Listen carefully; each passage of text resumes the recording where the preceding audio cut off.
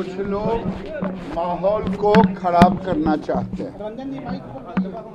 ये कटु सत्य है कि देश में जो बंटवारा हुआ वो हमारे पूर्वजों ने धर्म के आधार पर देश का बंटवारा हुआ।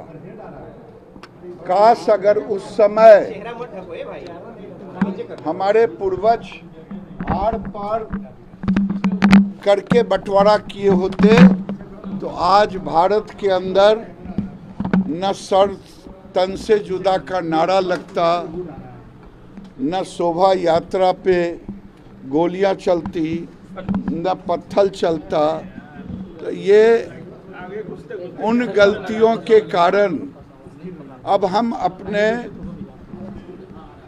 रक्षा की बात कर रहे हैं और ज्ञानवापी भारत के सनातन धर्म का अधिकार है। काशी, मथुरा और अयोध्या ये तीनों हमारे आराध्य हैं।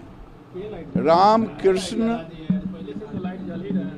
और शिव के बगैर भारत की पहचान नहीं हो सकता, भारत का गौरव नहीं हो सकता।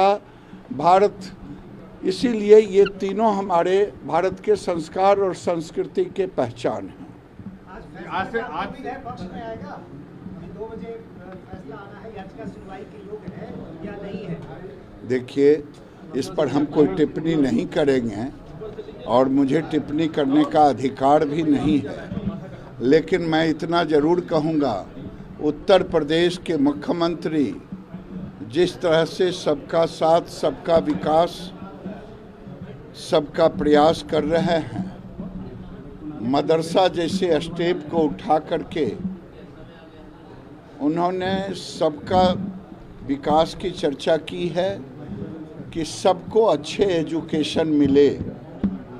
और योगी जी वहाँ कानून का राज स्थापित कर रहे हैं और सभी बच्चों को ज्ञान विज्ञान का एक तरह का शिक्षा मिले, उसकी व्यवस्था कर रहे हैं। इसीलिए वो मदरसों का सर्वे कराने का काम। ये सब जगह जरूरी है मदरसा का सर्वे होना, आपको लगता है कि राज्य बिहार में मदरसा का सर्वे? देखिए, अगर केवल वोट बैंक मानना हो किसी एक वर्ग को, तब तो कोई ज़रूरत नहीं है, तब तो हो रहा है मदरसा में।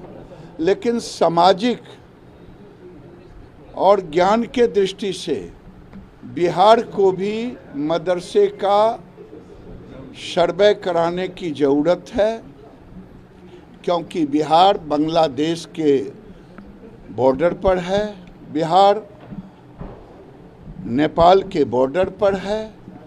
और ये देखना चाहिए आखिर इतने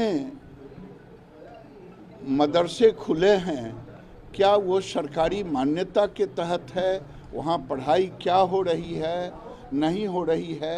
अब बिहार को भी इसकी ज़रूरत है मदरसों के सर्वे की। समाजवादी पार्टी के तेजस्वी यादव लौटे हैं,